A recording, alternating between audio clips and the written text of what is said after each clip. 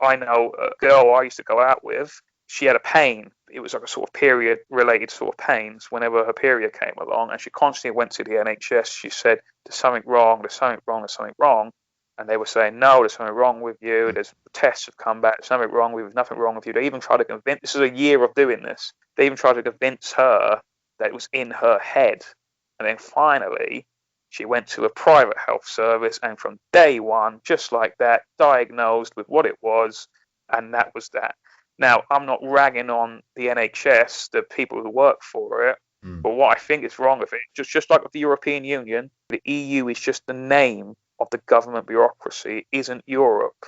With the NHS isn't the frontline doctors, the paramedics, the porters, the nurses.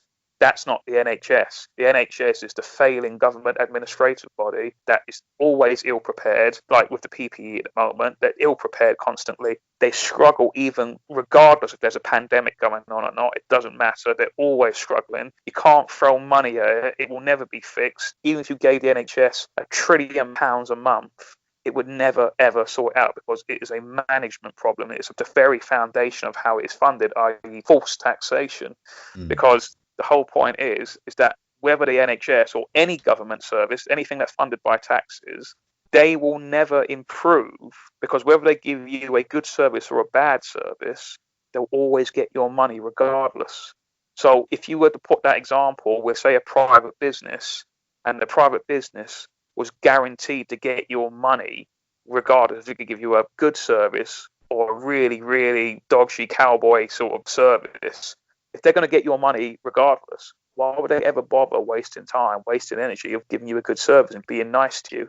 Well, they're not, are they? They're just going to be lazy and just give you a bad service, sell you a crap product, and just go, well, I'm going to get your money anyway, so why do I care? It's human nature. That's what people don't understand. It's human nature, especially sort of Marxist ideology. They don't understand human nature. They just assume that everyone's going to give in their fair share and everyone's going to just get along. There's going to be this lovely little rainbow world where everyone just sings and dances. No.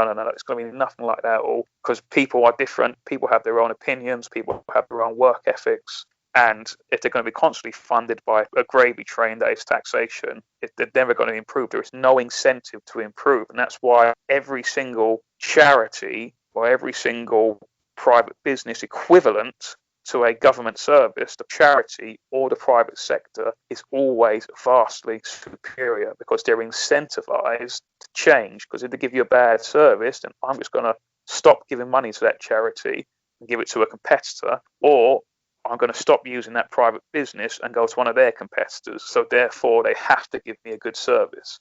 You can't get that with the NHS. You can't get that with any sort of government service, because that's just the way it is. And that's the reason why I think you have to make taxation a choice. If you want to keep funding the state, that's fine with you. You do that. But give me the option, because it's only when these bodies like the NHS will ever improve, finally they'll realise, if we don't give a good service, we're not going to get paid.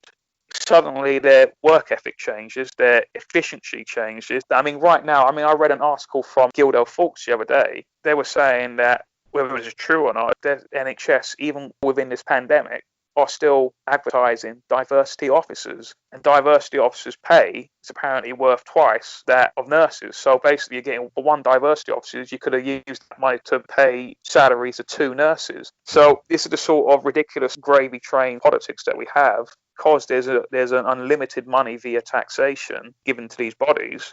They will never, ever improve. So this is why I say, make it a choice.